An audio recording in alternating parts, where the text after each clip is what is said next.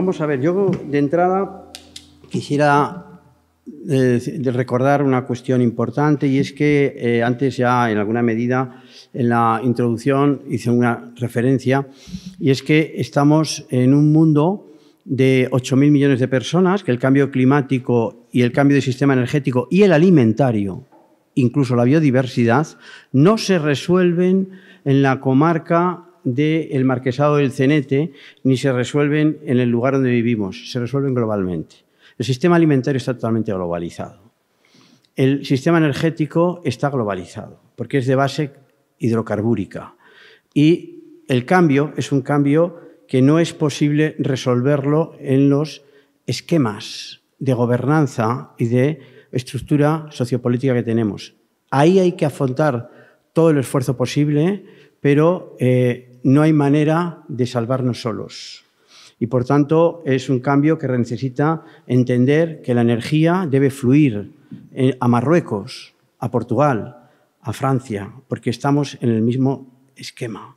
No me sirve de nada resolver nuestro problema de generación reduciendo emisiones si, mientras tanto, solo los países de mi entorno no están pudiendo disfrutar de excedentes de energía renovables que se generan en España en un momento de vertidos inútiles, y, por tanto, la integración de los sistemas considero que es muy importante.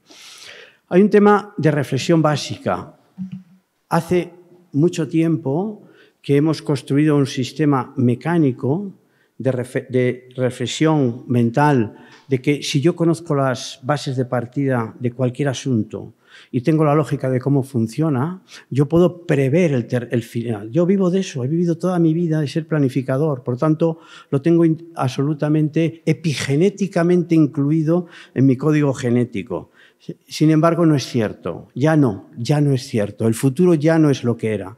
El futuro ya no es aquella materia que un profesional bien preparado, utilizando palabras que solamente el 5% entendiera, podía ganarse la vida con ello y establecer un escenario que teóricamente era asequible. No es verdad. Podemos hacer grandes diagnósticos, pero el futuro ahora mismo es fundamentalmente incierto por todo lo que está suponiendo el gran cambio. Solamente pondré esta imagen. Esto es una forma de representación de los sistemas energéticos producida por el laboratorio de Livermore Lawrence de Estados Unidos, que hemos hecho en algunos otros territorios. Este es de Euskadi, pero es igual en Valencia, es igual en Cataluña, es igual en la península ibérica. Son sistemas energéticos totalmente carbonizados, llenos de carbono.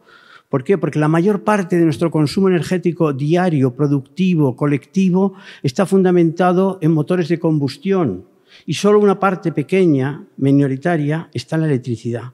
Y todo nuestro ejercicio de discusión está por la parte minoritaria del sistema. Aunque consiguiéramos un 100% de renovables en el sistema eléctrico, seguiríamos teniendo el mismo problema de pérdida de biodiversidad como consecuencia del cambio climático, de dependencia energética de países que tienen un comportamiento vulnerable para nosotros y peligroso, y de pérdida y complicación del sistema alimentario, que recuerdo a quien no lo tenga consciente que nuestro sistema alimentario global se nutre fundamentalmente de hidrocarburos. Producimos tantísima comida para alimentar a 8.000 millones de personas porque Haber-Bosch descubrieron un sistema a través del cual consiguen convertir el gas natural en amoníaco y a partir de ahí nitratos, y otros sistemas parecidos que son capaces de producir fosfatos en condiciones increíblemente extraordinarias para multiplicar el rendimiento de la inmensa mayor parte de los cultivos para producir tanta comida que sobra en algunos sitios aunque falte en otros. Ese es el elemento fundamental, el sistema. Y quiero recordar que el sistema eléctrico, a pesar de nuestra intuición, no funciona como una red de tráfico. No son vehículos que van de un sitio a otro. Una vez que la electricidad entra en un nodo, es una piscina. Si el agua entra en un lugar porque hay un grifo que la mete en la piscina, yo no puedo decir que el agua que metí en aquel grifo salió por aquella salida. La red eléctrica funciona igual. Entonces hay dos lógicas que deben de convivir, pero son muy distintas. Una es el autoconsumo individual y colectivo, y otra es cuando entro en la red eléctrica. En la red eléctrica los territorios comparten la piscina. Entonces hay que hacer balances de que procurar ser equitativo con los demás y producir tanto como consumo por lo menos, o por lo menos trabajar en ese sentido, pero recuerdo que es una piscina, es el pool. Y para eso, frente a esta lógica, planteamos un cambio radical en la lógica del sistema. Frente a una lógica del sistema alimentaria, de muebles, de Ikeas, de Decathlon, de tal, que se basa en grandes unidades de producción que incrementan la eficiencia y nos permiten comprar cosas muy baratas, cambiar la lógica a la autosuficiencia conectada. Si resolvamos nuestras situaciones, nuestras necesidades de energía, de agua, de alimento, de todo lo que necesitamos, primero con lo que tenemos. Como no será suficiente, porque ya en el mundo no vivimos 1.000 millones, sino 8.000, la economía de base orgánica ya no satisface las necesidades. Cuando agotemos nuestra capacidad de producir necesidades, recurriremos a la red, pero no antes. Eso cambia la lógica de todo. En la energía lo hemos visto, ha sido manejado por los ponentes anteriores. Primero el autoconsumo. ¿Y en alimentación? ¿Cuánto estamos pensando? En la ciudad de Vitoria-Gasteiz hemos hecho un ejercicio de cuánta alimentación en fresco alimenta a los vitorianos mediante una medición minuciosa de todos los flujos.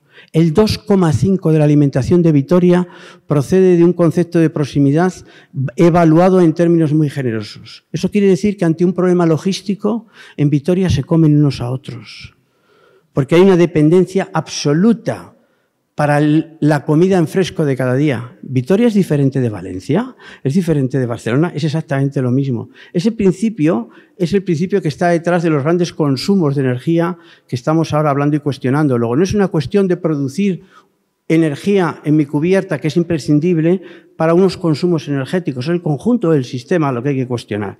Y cuando hablamos de autosuficiencia conectada, es que, como he dicho, cada unidad urbana y territorial, empezando por el edificio, debe resolver sus necesidades de agua, energéticas, de alimentación. Por ejemplo, hay un proyecto de una extraordinaria capacidad transformadora que ha revolucionado todo, que se llama Aljibe, no sé si han oído hablar de ello, guarda el agua que cae para que no la despilfarres y la utilices. Bueno, pues esto, en términos de edificación bioclimática, creo que fue descubierto hace varios siglos, pero entiendo que ahora mismo puede ser de una importancia interesantísima para ser aplicado.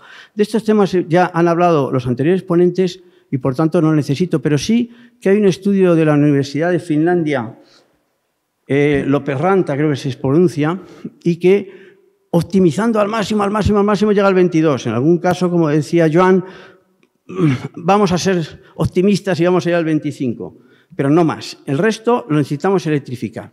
Y aquí viene el gran tema. La energía regresa al territorio. La energía, la captación de energía ha estado presente en el territorio en todas las civilizaciones anteriores a la nuestra, que no eran globales, con soluciones en las cuales necesitaban la mayor parte de la energía que era de procedente orgánica y biomasa. Por ejemplo, Baclates-Mill habla de que en Estados Unidos, en el momento culminante antes de la aparición del carbón y de los fósiles, del capitalismo agrario, el 25% de la superficie, no el 2,5%, el 25% de la superficie de los cultivos estaba dedicado a forraje para las bestias de trabajo de Estados Unidos. Lo que pasa es que no se veía. Eran cultivos herbáceos y, por tanto, no estremecen en la vista. Pero era el 25% del suelo dedicado a forraje, es decir, a biomasa de alimentación para bestias de trabajo. Esas son las cifras. Por tanto, en el momento que renunciemos a determinadas formas de captación de energía, tenemos que ir a porciones muchísimo más elevadas de dedicación del territorio a la captación de energía. Por eso hablamos de que las funciones territoriales vitales no son las que hemos manejado últimamente en la organización del territorio, sino que tenemos que meter la energía en nuestros esquemas de planes de ordenación del territorio, y he hecho unos cuantos. De la misma manera que tenemos que meter la extracción de minerales, que a todo el mundo le da como, uy, yo minería no, tal. Pero es que Europa es el gran consumidor de minerales del mundo. ¿Quién tiene que hacer los minerales entonces? ¿África y América Latina y Asia? ¿Nosotros solo consumir? Me choca. Yo creo que un criterio de proximidad quiere decir que tenemos que plantearnos que si construimos cualquier cosa, necesitamos extraer los minerales. Los menos posibles, de acuerdo, pero no negarlo. La planificación territorial necesita, por una parte, primero, que sea efectiva. ¿Qué ha pasado? ¿Por qué no hemos hecho planificación territorial en España? Por una parte, probablemente hay una dejación de la sociedad y de sus instituciones políticas. Pero por otro lado, es que la red eléctrica es peninsular, no es estatal, porque es una red eléctrica integrada con Portugal. Y nuestra Constitución no permite que haya una planificación territorial de escala supraautonómica. Y les puedo asegurar, y ahora lo discutimos, si se puede hacer una planificación del sistema eléctrico superponiendo 17 planificaciones de comunidades autónomas. Yo les aseguro que no. Entonces, tenemos un problema importante que hay que resolver a la escala conveniente, y en este caso es la Constitución, porque hay sentencias del Tribunal Constitucional contundentes. No se puede el Estado hacer una planificación territorial de escala supraautonómica, y es imprescindible para que esto funcione. Por tanto, ¿qué condiciones de implantación yo creo que hay que poner? No solamente dónde colocarlo, sino zonificar dónde no, establecer coeficientes de saturación, que es un instrumento que estamos aplicando en planes de ordenación del territorio. Es decir, hay zonas que sí, pero no cualquier cantidad.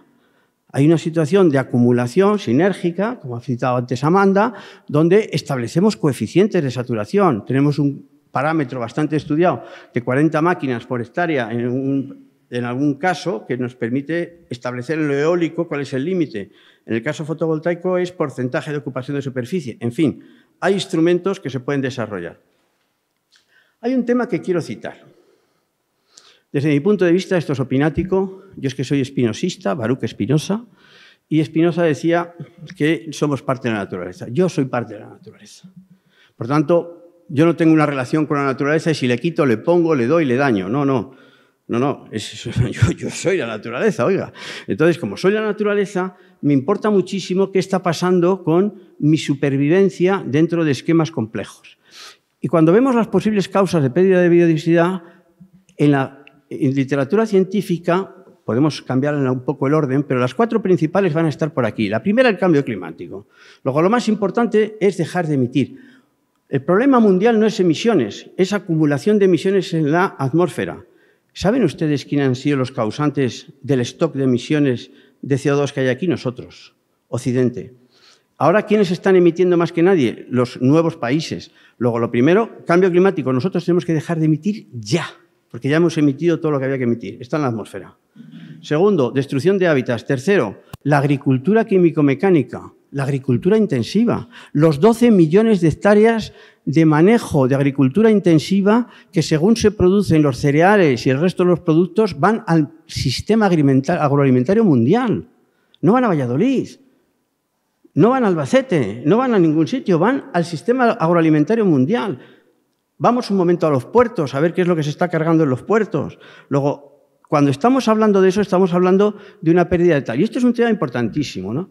La biodiversidad, cada vez que tenemos más conocimiento científico, nos dice que es microbiológica, que cuando solo teníamos capacidad de observación en lo que veíamos plantas y veíamos animales, y decíamos que la biodiversidad eran avifaunas, eran mamíferos, tal. Ahora sabemos que la mayor parte de la biodiversidad es microbiológica, y en este esquema no están las bacterias, no están las arqueobacterias, es el fundamento de la vida, y esos son los suelos que han sido sistemáticamente desde hace décadas sometidos a intensificación de aplicación de agroquímicos y están esterilizados.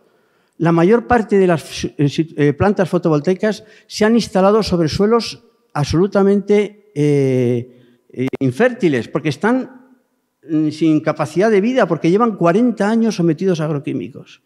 Cuando se hace un buen manejo de la fotovoltaica, a los 4 o 5 años hay una explosión de biodiversidad. Luego, me interesa mucho esto porque quiere decir que podemos llegar a conseguir que las renovables se conviertan en el territorio en impulsores de los cambios globales que necesitamos, en impulsores de la regeneración de la biodiversidad. Lo puedo hacer en fotovoltaicas, es más complicado en eólicas, sí, pero gran parte del aprovechamiento forestal de España tiene unos niveles de biodiversidad bajísimos. Toda la cornisa cantábrica está plagada de aprovechamientos forestales monoespecíficos, de eucaliptus, de pinares, de especies de crecimiento rápido con niveles de biodiversidad bajísimos. Yo he llegado a acuerdos con empresas que promueven parques eólicos y que son capaces de dedicar una pequeña parte, pequeña, pero muy importante, a hacer una reconversión en ecosistemas metiendo especies autóctonas con hábitats complejos. Luego, puedo utilizar las eólicas como instrumento de cambio y de mejora de la biodiversidad que la lógica tradicional que venimos arrastrando no lo ha hecho, porque va tendiendo constantemente a fórmulas de utilización de biodiversidad muy baja.